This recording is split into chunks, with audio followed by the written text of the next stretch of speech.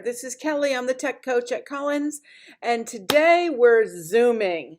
So, really, the truth is, I'm going to show you how to set up a Zoom meeting that's a recurring meeting so that students just click on the link and they'll always be able to go to your meeting. So, let's get started. I'm in my Zoom account and I'm on a desktop. So get to a desktop to do this. There are some other ways that you can make meetings, but the easiest way, in my opinion, is to use your desktop computer or a laptop, but no phones or iPads, tablets, etc., Chromebooks, none of that right now. So after you sign in, you can go to My Account. There's lots of ways to get to make a meeting, but one of the easiest is just to click on My Account. When you get to your account, there's a button called Meetings over here to the left, a menu choice on the left. So you click on Meetings. And then you're going to choose Schedule a New Meeting. And then I would call your meeting like first period or something that the students would know, or maybe it would be your last name. It doesn't matter to me. And then add a description if you'd like to make sure that your students know that it's your Zoom instead of another teacher's Zoom. And then you can click on the calendar to choose a date that this is going to start. For instance, Wednesday the 12th.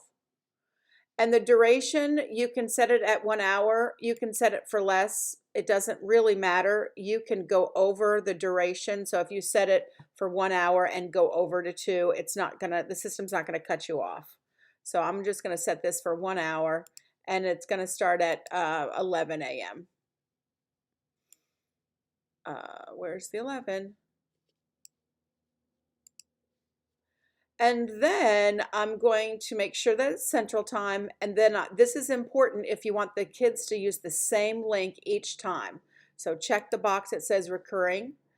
And it says every day until August 18th, 2020, 7 occurrences. No, we don't really want that.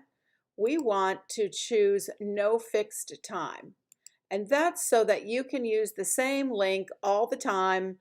You don't have to be set in some kind of calendar. You can just paste the link when the students are ready, or you're ready for the students to have a Zoom meeting like the next day or whatever.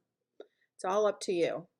So then we scroll down, the meeting ID, we're going to leave that to generate automatically.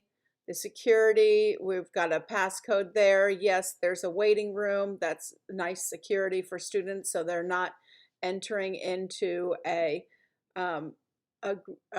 Zoom without you, but also that you can make sure that you're only allowing students instead of other people. And then the host video, yes, we want that on. And the participant, yes, we want that on, but also we could have them as they come in not have it on. So that gives the opportunity for the student to actually click to turn the video on instead of to automatically have it on.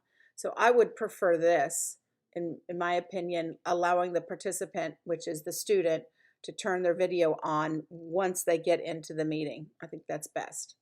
Of course, with students, we don't want them to be able to join before the host, so I'm not going to check that with students.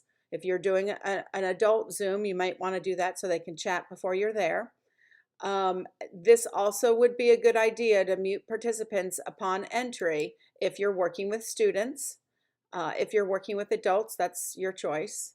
And then record the meeting automatically. If you're a person who wants to record this for students that are going to be missing the opportunity, then you're going to check that box so that it automatically, even if you don't check this box, there still will be a choice that you can start the recording. But when you check this box, you don't have to worry about clicking the start recording button. Then I click on save. Now, of course, that's setting it up. But the next question is, how do you get it to your participants, which means your students? So the next thing would be right here, copy invitation. So you're going to copy this invitation, and then you're going to paste this in your email so that you can do your Zoom meeting on Wednesday. Now, after this, you could put this information in your Canvas course, and the students will always have the same link to go to when it's time for their meeting. And again, the reality is they will not be able to get into this meeting unless you are there. Remember, we checked the box that says they're going to be in a waiting room. And this is what you copy and put into your Canvas course. Just keep it there and then remind students when you're actually going to be meeting with them.